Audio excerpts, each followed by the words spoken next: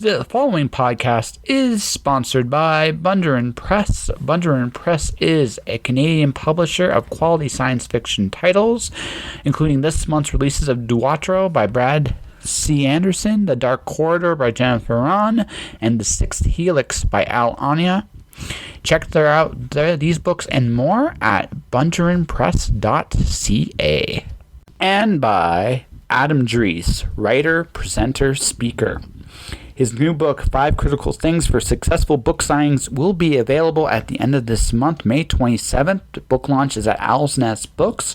Definitely check him out. Also check out his previous books in the Yellow Hoods and Wizard Killer series. Welcome, everyone, to episode 255 of Just Joshing. I'm your host, Joshua Pantelleresco. I write stuff in podcast too. Today, I continue my creative eating conversations with Kristene Perron. Kristene is awesome.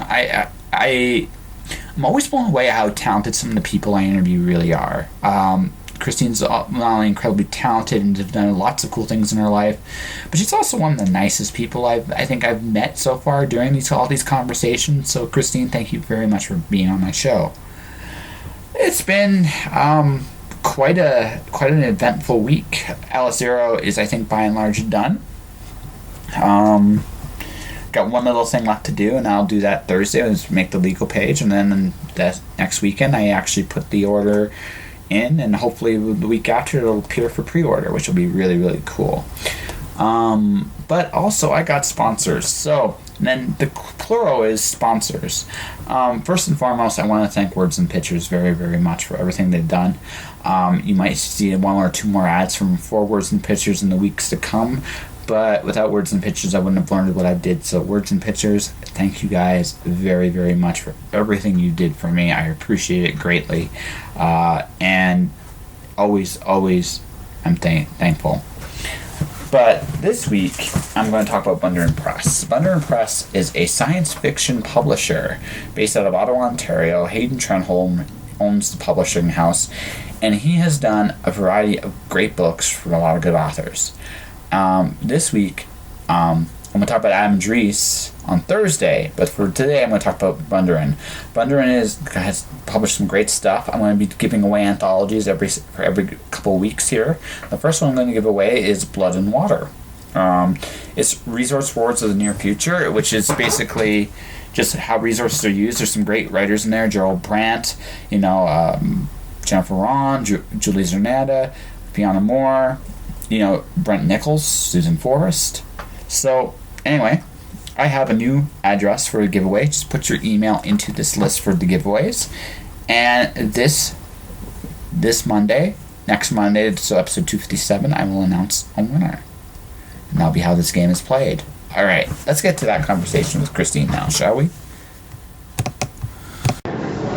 So, ladies and gentlemen, there will be occasional elevator sounds, just like this, throughout this podcast, and let's think of it as the occasional sound effect. Are you good with that? I'm so good with that. So I am with Kristene. Did I say that right? Kristene. Yeah, Kristene. So I always ask this question at the start of every podcast. If there's anything incriminating you'd like to say, make it good. Everything I have is incriminating. Everything? Everything from this point forward. All right. So what haven't you done? How you doing? I'm having such a great time. Yes. Well, we're at the Creative Ink Fest. We are at the Creative Ink Festival, and you got to make grown men and women squirm last night. I got to watch that. That was fabulous. Yes, it was. It was all bad. I actually talked to Krista, because I thought she was one of the better readers of it, because she owned her bad. It's like she really owned it. She leaned into her bad writing. Yeah, well, it's what you got to do. If you know you're in that situation where he's like, well, I'm definitely in the shallow end of the pool without shorts, I'm going to own that. Yeah, I came up with the idea for the fundraiser because every year here we do a fundraising event for Sandra's little guy band, Boy Wonder, for the Down Syndrome Research Foundation. And I thought, we're always as writers, we're striving to read our best work. And I thought, we've written some crappy stuff, and we all know it, especially in our youth. And I said, I want to hear the bad stuff. And I pitched the idea to Sandra, and she was kind of hesitant, I think. But after last night, after hearing truly terrible writing read hilariously. Yes. She says it's now going to be an annual event. Well, see, I have a story. Like, I gotta find it. I was 8 years old. I had this idea of doing a story about dolphins saving the world, which is cool. That is cool, right? That was a good idea. Here was a not so good idea. I decided that they would actually talk like dolphins. Oh no. Oh yes. It wasn't that good of an idea. In hindsight, yeah, exactly. So this is what I would do with that particular story. I would go up there and do kung fu translations. Oh, because if you're gonna go bad, if you're gonna be completely all the way bad. Get a sound effect of dolphins talking so people understand. Like there's a very fatal flaw in the story. Like it was fatal. It's like this was not a good idea. Nobody speaks dolphin that we know of. Maybe Tolkien did. Yes, maybe, possibly. possibly. He probably wrote the dolphin language. Probably. But I mean, it was like, oh. This seemed like a much more brilliant idea in my head than the execution. But I was like 8, so I can't really fault myself too bad. But it's like that's so bad. But if I actually brought a recording of dolphin noises and I did terrible kung fu translations in the middle of that, I think you're on the schedule for next year. Yeah, okay. I love this idea. Yeah. And the other part of that I loved was when Jonas Saul, he's international best-selling He's an amazing author. He's an amazing writer. He's an amazing writer. And so I could see the pain on his face, and as he's reading his piece and he's making editorial notes aloud, and I thought, holy cow, this is like an insight into the writer's brain when we go back and read our old work, and you're reading and going, oh no, that's bad. Why did I write that? It was like carving open a writer's brain and seeing the inside. I actually told him he should have done soap opera music. Because honestly, it would have been perfect. It would have been right? Because again, you have to own your bad. Like if it's going to be terrible, right? And you know it's going to be terrible no matter what you do, you might as well just jump. Like, you know what?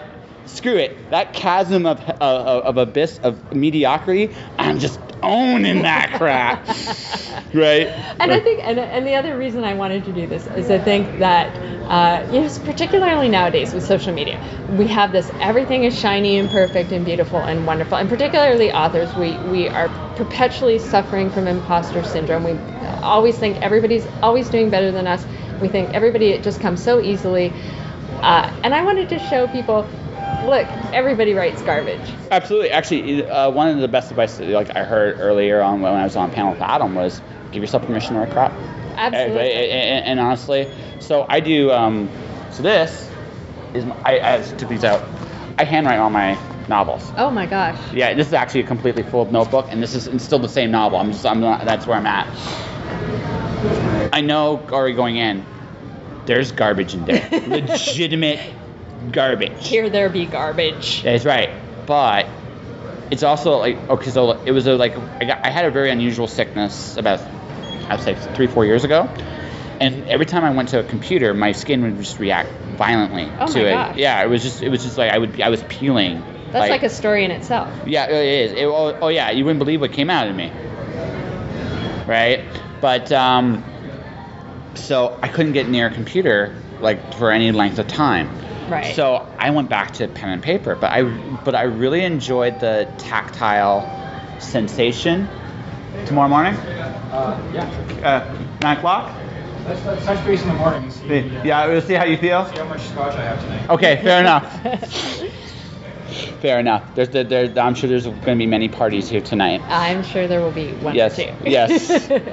It's okay. It's tradition. Right? Again, writers come out and play when there's a lot of us around. But going back, there's a tactile feeling that I really enjoyed when I actually did the writing on it. So now when I go to a computer, right? It's like I looked at a house from one angle. Now I'm looking at it from a completely different angle. So now my first draft isn't like a draft 1, it's a 1.5. Right. I've already done some editing. Still garbage, don't get me wrong. I already know I know there's going to be garbage, but I've already done some polishing the first time around. So now it's like, okay, let it breathe. Right? Walk away. Do something else. Maybe write for a bit. Come back to this, do another pass. be smart enough to recognize that there's forests and trees, and now I've probably crossed that point where I can't tell that they all look green and shiny at this point, and give it to someone else and go, see ya, bye, and then just go duck and hide somewhere. right. But that's the thing, right? Like getting to a finished product is a process for most of us. Most of us can't write. You get to a point, I'm sure, where we write clean prose naturally, and you just work on. You're always getting better, but even so, there's always a process, like the first time, the second time, the third time you go through something. A friend of mine who's an Emmy award-winning writer, and we were having this discussion when I was about on the third Warp World novel, and I had written other novel manuscripts before, so I had my million words under my belt, and I said to him, honestly, having worked with editors now, I find that my first drafts are just better. And he said, I'm not a better writer than I used to be. I'm a better self-editor than I used to be. And that's it. You're just saving a little bit of time because you're not making the same sort of rookie mistakes over and over again. I also think your voice changes too. I actually I have a theory that every story you write, you have a 3-year window. Because after 3 years, you change. You go through some amazing, professional personal changes. Right. And then when you look at the same manuscript, sometimes having a different voice helps. But if there's too much of a gap, it changes the voice of the manuscript. Yeah, it changes the whole voice of the manuscript. So it's like, hey, I rebuilt. This was a foundation of who I was 3 years ago, or let's say you give me this magic of 3.5. It's not that big of a deal. It's like, I can take this foundation apart, and then it's like Jenga. It just crumbles down, right? Or I've had to abandon work in the past because I edited until I broke the back of the book. Until it wasn't recognizable as a story. Yeah. It's like, it's gibberish. You can overwrite. And that was the other thing I liked about doing the Angst for the Memories readings was that, I've started freelance editing fiction. And I think that as new writers, we get hung up on this book has to be it. When you write your first manuscript, you think it's just got to make it, and you don't realize you're probably going to write 2 or 3 or 4 or 5 that will just end up in a drawer.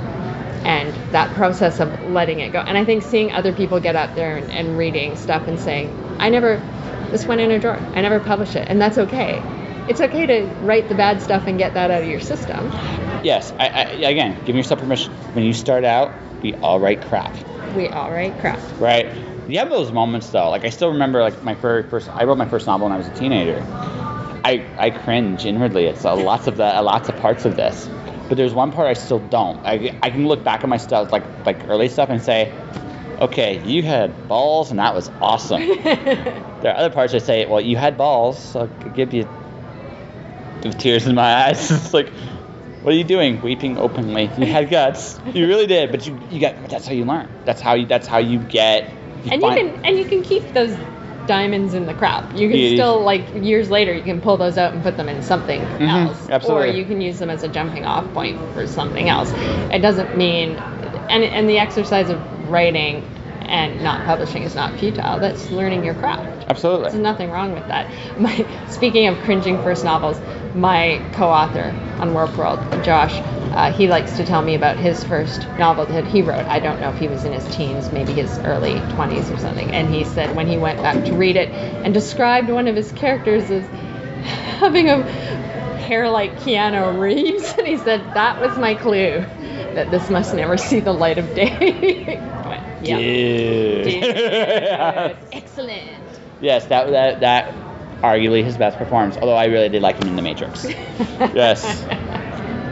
Grant you, when we got to the last, the middle movie. Actually, I have to admit, it's a guilty pleasure. I do enjoy the last of the Matrix movies. It's not good, and I know it's not good, but I actually really enjoy it. I love them all. Although I have to tell you that working in the film industry, because I was working in the industry when The Matrix came out, I got so sick of every show wanting to do that jumping kung fu kick Yeah. with the harness and the wires. Every show wanted that. I was like, can we just come up with something? No, different? because television is hackery at best. But no, I shouldn't like in all seriousness, like when you look at like shows like Game of Thrones and you look at certain shows that put a lot of work into their production effort, they're not tropish shows. But the thing is, there's so much content in television. It's ridiculous now. Yeah, But yeah. I love the fact, this is interesting for me as a film person who made the transition to writing, is when at the time I was in, early 90s to early 2000s, that's when I was working. And that's when, to me, television was a wasteland. I never watched any of the television I was on. No. I never watched it because I couldn't. I loved the paycheck, but the stories were awful, and for the most part, production values were terrible. Yep. And then we've made that switch thanks to the internet, thanks to Netflix and that sort of thing. So now, to me, television's where the stories are. Yeah. Well, no. Well, yeah. And movies are kind of where the Well, I'll be nice. The popcorn's in the movies now. The movies are all about selling popcorn. Yes, Yeah. that's what they're all about. But I mean, But yeah, it's flipped. Now, it used to be films were where the stories were, and television was just advertisements, and now we've gone the other way. well, because here's the other thing too. There's a gluttony of advertisement everywhere we go. So what happens now is, I see an ad, I run away screaming.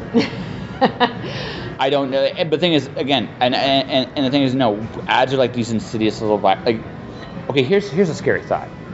In the future, far future, when archaeologists are digging up our history, how is it going to explain an ad for a TikTok? How are they going to explain a lot of our advertising? No, that's my point, right? None of it makes sense. Like I in one of my stories, I actually have my kid, like these kids are in a post-apocalyptic world. They find a Pez dispenser.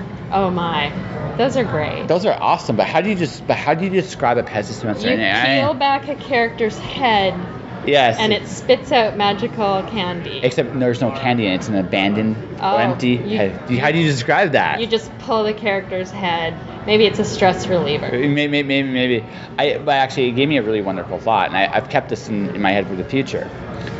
What if the majority of these artifacts we found were nothing more than parents buying kids toys? Ah. Right? It's actually a wonderful thought, because if you really sit there and think about that, that means that no matter what era, what age we live in, there's some things that are truly universal. Mommy, I want that. But I can't afford it. I still want it. Fine. Here's your candy. And then 2,000 years later, this was the great god. This was the god Pez. Yes. They bowed before the god Pez. That's right. Oh, I like that. But yeah, it's an interesting. Has potential. So yeah, you see the insight of human history right there, right? How we perceive things going forward, and how there's different ideas for every era in history. We have different ideas of what is good and true, and what works. And some things evolve, but some things are not what. Some things are, I think, universal. And I generally enjoy that thought. This is getting really trippy. I know. Have you listened to any of my podcasts? Some of them do get there. I haven't. That's terrible. Yes. I'm sitting here talking. I have several jobs. And one of those jobs is slaving to many cats in my home. I own a cat boarding business. Yeah. I foster cats for the SPCA. Okay. So when I'm not doing my 3 other jobs, including writing, you will find me consumed by my cats. But yes, your podcast is on my list. Because I saw that you interviewed Fonda Lee recently. Yeah, no, she's fantastic. No, Fonda's an amazing human being. I did a panel with her. So this is an odd thing. I'm with Adam Dries, Fonda Lee, and Del Suelo. And nice. They're all very creative people. Me and Del have had fun. Of note, when I have enough beer in me, I start swearing like a motherfucker. Right? Of note. So me and him and also musicians are a lot more balls to the wall. Right? They're a lot more balls to the wall. it's refreshing to interview them sometimes it's frightening. It has its own like pitfalls too, but Absolutely. but musicians have a certain like kind of balls to the wall thing. Fauna was there, and like I said, Fauna was a very cool individual. She wished she could have done my Seuss, my Dr. Seuss. I pitched it here, and it didn't never happen here. I make grown-ups read Dr. Seuss out loud. Oh, I love that. Yeah, except it's Fox and Socks and Say or Don't Say, so it's evil tongue twisting ones. and last year, in the first year I did it last year, when Words Collide, I got grown-ups to. So grown-ups started doing it in different voices. When you hear Naomi Davis read Fox and Socks as a Valley Girl or Yoda, it is hilarious. And she wasn't the only one. Faye Arkin, I don't know if you know Faye. Oh, Faye's brilliant. She did it in a Russian voice. Faye did some Russian last night. Were you there for the Storytelling on the Fly panel? No. So we do every year here. We do a storytelling on the fly. Yeah. And it's basically improv storytelling. And I should have done. I should do that. It's hilarious. The funniest thing is, I think we have to work on our advertising for it, because I don't think the description does it justice. It's always not very well attended. It's always the funniest. People are rolling in the aisles laughing. Anyway, Faye did her Russian voice. Yes. And there were tears running down people's Yeah. Now faces. imagine that reading Fox and Socks. Oh my gosh. Okay, so next year, I've hinted at this in previous podcasts. So what I'm going to be doing is I'm getting a whole bunch of Dr. Seuss books, and we're going to play a game called Stitch and Seuss. Putting them together? Yeah, no way. We're going to pick one out of a hat, and we're going to start there. And whoever joins next can pick from any other book they want. But you can't just read it out loud. You have to do it in different accents, sing it, dance it, rap it, something. Teams are encouraged. I was fond of the suggestion, do it in teams. Teams. Yes. Oh, that would be fun. Yes. Okay. Yeah. That's when Words Collide. I'm assuming I'm going to get the okay to do the Dr. Seuss off again, because it was one of Elaine Lee's favorite things. She also read it in a British voice, which is funny as hell. Oh man. Now Yeah. I wish I was going to When Words Collide this year. Yeah. That's so fun. So next year when I do my pitch for Creative Inc., just say yes. I'll Yeah. put in a note to Sandra. It's like, Sandra, this will be funny. Like, this will be really, really, really funny. Yes, it'll be funny. Yeah. And don't tell anyone, but I'm pretty sure we're gonna have Creative Inc. again. Yeah, I'm pretty sure we Yeah, are. the first 2 years were kind of touch and go, because getting a new writing festival off the ground is tough. Mhm. But this year I think we turned the corner. It's packed in there. Yeah, so no. Yeah, the only thing that I would suggest, you need to make the Merchants Corner out here. We have, that's a hotel issue. Yeah, I know, I get you, but Yeah. that's the big problem with the Merchants Corner is Sunday's going to be a busy day there, because everybody's going to be leaving and buying books and all that other wonderful fun stuff. But I look at someone like Ellen should be out doing editing stuff, and she was out there. She could advertise her stuff better. Right. And right now, I'm not going to say it's a complete waste of time, because there's always people that wander and need to buy stuff. But the thing is, there's people going in and out all the time in the halls, always. Well, you know what? Yeah. At the end of the festival, we send out a feedback survey. So please. I will. No, I will mention definitely. it, yeah. I will definitely do that. We do actually read through all the comments. The organizing committee does that. We read through very carefully and discuss amongst ourselves. Sometimes there are suggestions we just can't follow through on because of the parameters of the venue. So you'll never put rainbow confetti coming from the sky? We will never have rainbow confetti. Oh. Sadly. Ugh. There are a lot of things we would love to do. There are many things we cannot do. But we're going to expand next year, because we're turning away people that are inside the panels because there's just too many people in the room. So, which is great. That's a terrible problem to have. Right? That's the problem you want to have. It's like me having people coming on the show. It's like, I want to come on your show. Yes. But you've been really successful. Yeah, I know. Awesome, and it's hard to get a podcast up and going and popular. So I have like what I call it's evolved to 6. It started off as 4 rules, and then it became 5 when I won the Aurora, and then 6. So rule 1, show up. It sounds like a really simple thing, but you'd be amazed how many people don't do it. Do your shit. Rule 2. Again, it sounds really simple, but that's do it. The cliche one. Don't quit. Rule 4. This one might be a nice explanation. The rest is rain. At the end of the day, none of us can predict where we're going to end up and where we're all going to go with whatever it is we're doing. We don't. There's no magic 8-ball that can tell us exactly. All we can control are the variables we can control.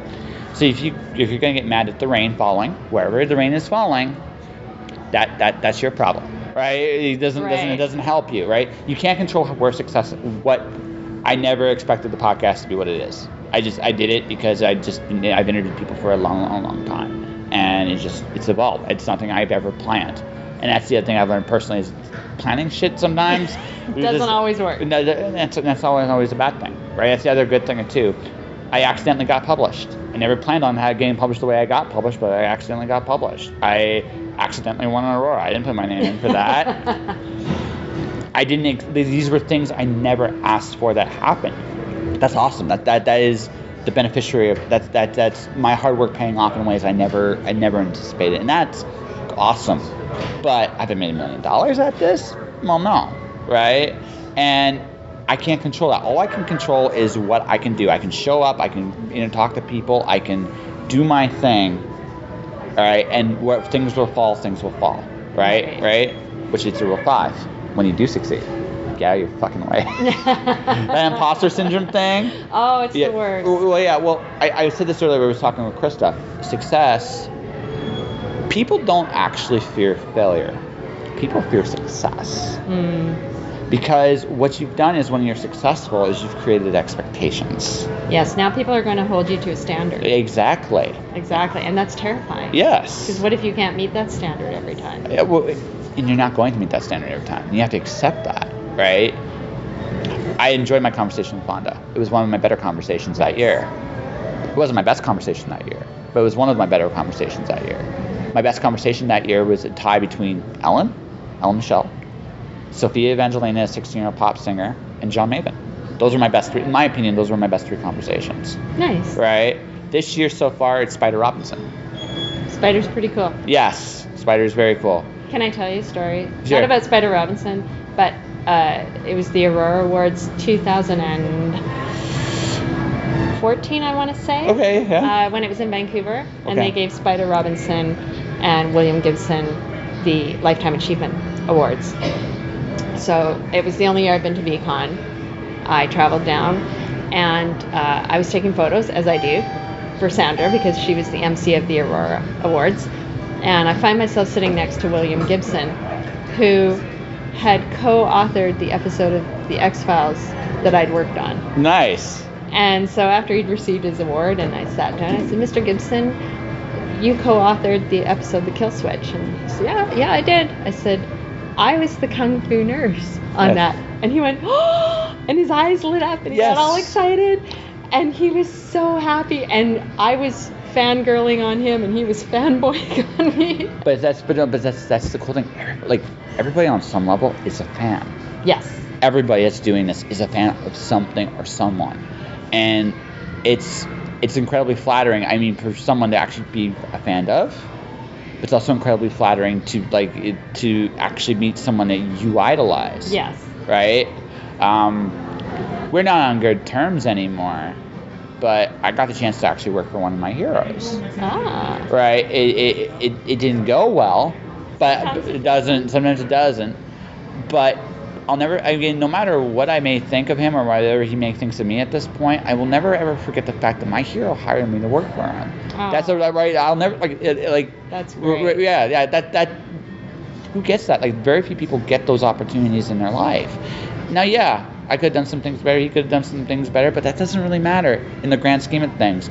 What matters is for X amount of time, I got a small dream came true, right? And that's no matter, special. Yeah, that's it. That doesn't, like everything else is everything else, right?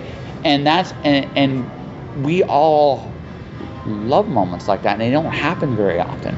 No. Right? And so you take those moments when they come. And treasure them. Yeah. And you know what I loved about that Aurora? That was the first time I had attended the Aurora Awards, and I don't know, did you go in person to pick up your award? Yeah, I didn't know I was going to win or anything like that. I was just like, I thought, to be honest with you, I thought Claire and Sam would have won, because their podcast is really good too. Right. Right? Well, I mean, we got great content here. Yeah. So here I'd been to the Hugos. That was my first big awards I went to. And then I go to this tiny little Canadian awards, and I love, they had the beautiful little trophies, but then they said also on every table there's a teapot, and the winners can take their teapot home with them. And I thought, this is so lovely and Canadian. I love our tiny little community and just the warmth and the kindness behind it. And that's kind of why I love this festival too. Like, I knew when Sandra was starting it out, her whole premise was that it was going to be friendly and kind, and it wasn't going to be the cool kids and the not cool kids. It was going to be just everybody volunteering, everybody coming together. And I just love that quintessential Canadianness of it. I like, I know When Words Collide, which is the kind of the model for it, is very much that. It's very, very hands-on from a lot of very creative people that put the work in every year. I loved When Words Collide. Yeah. The best thing, I know how you can tell when a festival is well run? When you don't see the staff. I know it's the truth. If you might see the staff do a little problem up here and there in a good festival. We're talking like a tiny thing, not like a major thing. Right. When you see staff running with their heads cut off, that's not a good sign. No, you look around. It's like, I don't know what's going on. I don't know if I want to know. Right, and I've been at disorganized festivals before, and that is almost always the telltale sign. Right. So you don't know what you're doing because you're everywhere. Okay. Now, is it because this is no, this is not your first time. This is now I'm frightened. Right, first time you expect that. Yes. But first year's the learning curve. Yeah, but after the first year, get your shit down. Right. Yes, no, and I loved When Words Collide, and I think this is a great companion festival. And Sandra's just been so grateful to Randy. Yeah. He's been he's come to every single one of these, and just always helping out any way he can. Yeah, well, he's a lot more generous, I think, than a lot of people realize. He's pretty cool. Yeah. I love Randy McCarroll. Yeah, yes. So Randy, if you're listening, yes, you're awesome. Yes, so I mean, that's kind of like I'm. No, like I said, it's a very fortunate crew that's out in the West. I can't speak for Ontario in the East. No, I've never gone back east. Yeah. So are you from here originally? I am. I'm one of those rare individuals born and raised in British Columbia. I grew up in North Delta. Okay. And I live on Quadra Island now. I'm an island girl. I love BC. I love this province. I do too. When I was 18, I came out here with my dad. We did a trip to Alert Bay, all the way up to Alert Bay. Nice. I was not ready for that. Well, I mean, it's because the timelessness is. I think it's one of the few things that's really cool about out here. Vancouver is a big city. Yes. But even so, compared to say Toronto or any of the other cities, it's quiet. And that's a weird thing to actually say about a city this big. Again, it's moving. It doesn't have that timeless quality the island has. Right. But it feels slower than, say, Toronto or Detroit or Chicago or anything like that. Yeah. Right? It's kind of got its own pace. It's quicker than the rest of everything, but it's not as quick as say, some of the other big cities. Whereas you go to Nanaimo, it's quiet. Victoria, quiet. We're pretty chill. Yes. Out here. And I love that just outside those city limits, there's so much green space. There's so much open space. I feel like I can breathe. Yes. Here, I feel like there's always room for everybody. Which is unusual for a lot of the rest of the world to think about in terms of if you sit there and think about it. It's a luxury I think and when you live out here all your whole life, people take for granted. Right. I've been really fortunate in that I've lived and worked all over the world. Like, I lived in Japan, and I lived in Costa Rica, and I lived in the Cook Islands, and Florida, and Mexico, and you come back here and you're, holy shit, I live in a great place. I was, and I eschew patriotism a little bit and all that sort of nationalism and whatever isms, but it's luck. I was so lucky to be born here. Everything else in my life, this is where I won the lottery, being born in British Columbia. Well, it's it's okay to be a little patriotic. I'm more patriotic as I get older, only because I think Canada, we're desperately fighting to hang on to our kindness and our empathy. Well, I think. So we live in an interesting time this way. Yeah. No, this way in particular. We're gonna get trippy again. What's a border today? And the reason I bring this up only for this reason. Culturally speaking, if you look at culture, content, it's someone from Japan can now get content from here, no problem. Right. And vice versa. The borders are blurring. The borders have been blurring for a very long time. So we live in a world today, and I mean this was talked about in the 70s and 80s, but this is very true today. We will live in a world as what is a nation and what is a people. Right. Right. And if nation and people are just lines on a map, then there really are no nations and peoples. Agreed. Right. We're all residents of planet Earth. That's right. That's one way of looking at it. The other way of looking at it too is, right, that this is the flip side. The smaller we are in terms of community, the more diverse we are. Right. So. And I'm not saying that, by the way, that free trade is a bad thing, but the thing we got to keep in line, my big concern going forward is not even empathy and kindness, as though those are very important. We need people that can think differently. And I think we're going to come to a point with this that it's not like Vancouver, Calgary. It's Canada. Right. Right? Because it's all... And we're all together. We're all together, and there's benefits to that, but there's also losses to that. And one of the big losses is we need people that think outside the box. We need people that look at things as they are and want to change them and challenge and stretch. And I don't think we encourage that enough. I'm really excited about the younger generations coming up behind us. I hope I'm not going to be one of those get off my lawn old people. Millennials and the younger generation take a lot of flack, but it's their world, just like it was our world. Absolutely, no, totally. And things need to change, and they're driving that, and they're far more politically involved and active than I ever was. All right. No, and I totally agree. My big thing is I listen again to my older generations than me, and they mock millennials like, no, don't get caught in that bullshit. Right. Don't get caught. That's an age old trick of divide and conquer. Right. It's a very age old trick. But the thing today is there's more information. They are way smarter than we are. It's not even close. But are they wiser? And that's it. Comes with age.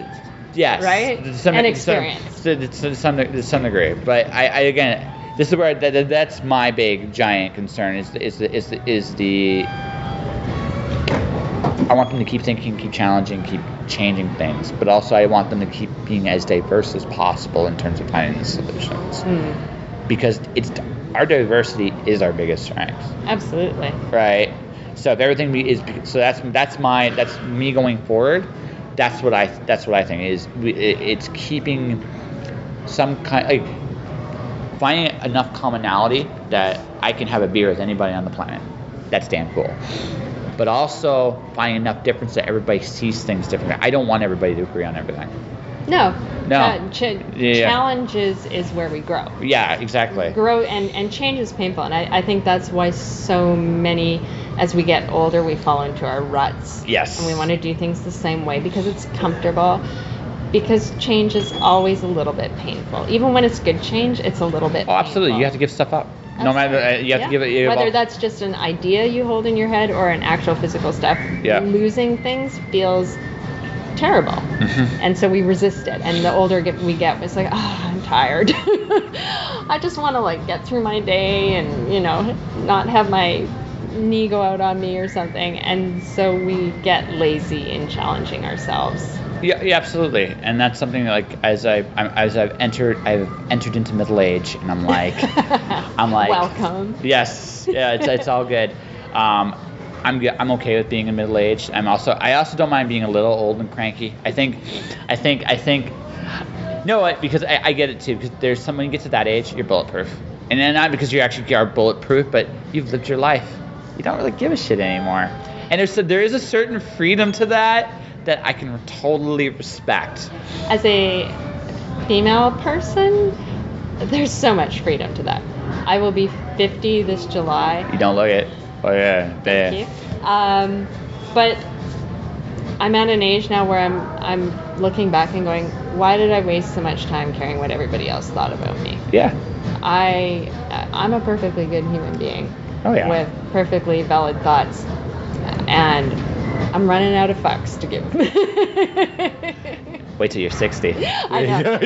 I've heard it gets better and better. But yeah, as a being brought up in the era that I was, and we still had a lot of sexism to deal with and stereotypes, and as women we were expected to make everybody else happy. Yes. At the expense of our own happiness, and to go along and to look a certain way and act a certain way, and be attractive but not too attractive, blah blah blah. Oh yeah, the rules are very strict. It's widening, and thank goodness for all the women who came before me and are coming after me. They're fighting to change that. But oh gosh, I love middle age for that. Yeah, no, I about 10 years ago, I kind of had my own brush with mortality. Once you kind of like get to the point where you recognize, and this sounds exactly terrible. One day I'm going to die. We're all gonna. Yeah, exactly. But that doesn't really sink in when you're younger. No, it doesn't. It sinks in usually either when you've had to face extreme adversity, right, or you would get to a certain age. And when you get to that certain age, you're like, there's really nothing on this planet that scares me anymore. Right? I'm good. I made peace with the fact that I'm going to one day go. Okay, so now I just don't want my time to be wasted. Exactly. Yeah. That's it, right? Yeah. I don't want to waste my time anymore. I was laughing, talking to Sandra today, just getting ready. I'm like, all the things I stressed over looking so perfect when I was young and spending, and I look nice now because I'm out in public, but I spend my days in sweatpants and gumboots covered in cat hair, and I'm so happy. Yeah. I've given up caring what the general population thinks of what I look like. It's kind of nice to have give a giant middle finger to the public expectations. It really is. It's like, I don't really care anymore, and you know what? I'm good with that. And if you got a problem with it, that's nice. Take a number, and then you can leave that cliff, jump. It's great. Right? I've hit the point now where I have to be very careful about how impatient I get now with some things, because it's like, I really don't care. This is not necessarily a good thing right here. Right? It's not necessarily a good thing right here, but I can't help what I feel. Okay, so it's the right thing to do here. Okay, I'm giving them this much rope, and if they hang themselves, I'm just going to let them hang. I'm not saying I'm a nice guy all the time. I'm not. Right, but I'm honest. I'm honest about it too. It's like, I just don't want my time wasted anymore. I wanna get to the important stuff with the people in my life that I really give a damn about. And if you don't have time for that, I don't want anything to do with you. Right. Right. That's it. Yeah, there's something to be said for old age too. Yeah. Oh, I love it when I interviewed Spider. He's like, yeah, old age is fan-fucking-tastic. Right? Right. Good for him. Yes, that's it's great. It's good. When you should listen to that conversation's amazing. So, yeah. I'm looking it up. Yes, it's all good. I think, Miss Kristene, we have a good interview here. Although I do feel we should talk about what your next, where your current book is, or your next project is. So I've finished my 5-book science fiction adventure series, Warp World. That's out into the world and done. It's grown up. It's off to school. I'm currently researching for my next project, which is going to be a solo, standalone thriller novel. I'm tired of writing 150k word novels. I want to do a little standalone.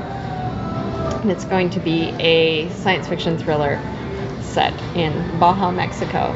Ooh. Yes. I'm really excited. I've spent a lot of time in Baja, Mexico, and was driving down there a couple of years ago, and they have military checkpoints all along the Baja, and a lot of the area is just high desert.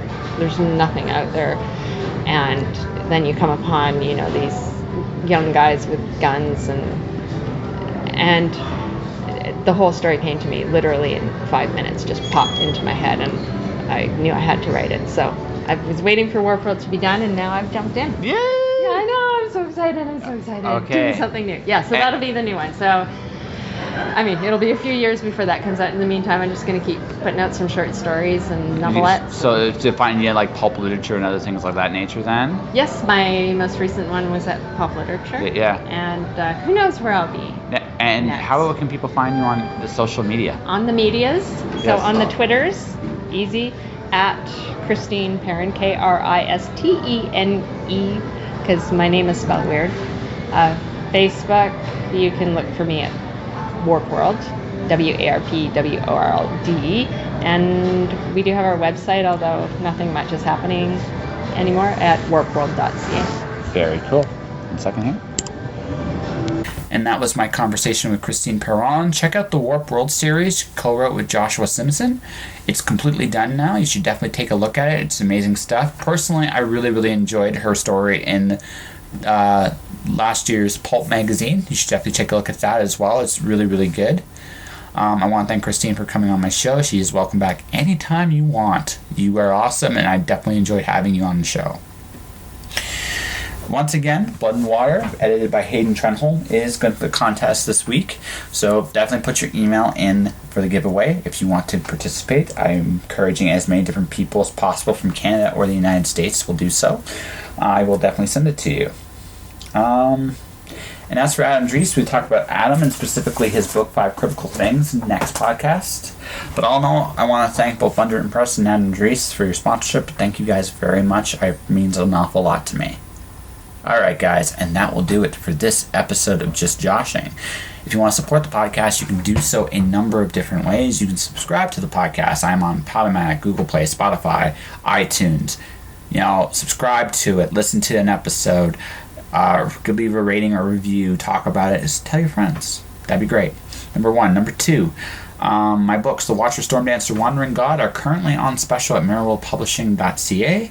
You can definitely take a look at, especially The Watcher is a free ebook this month, so go to check them out. And until June 1st, you can download it for free and get the rest of my series as well. I encourage you to do so, or go through Amazon, Kobo, whatever else you'd like to go through. My YouTube channel is Joshua Pantellaresco. My Instagram and Twitter is at jpantellaresco. Come say hi. Beyond all that, guys, though, stay inspired. Keep doing your thing. Keep doing what you're called to do.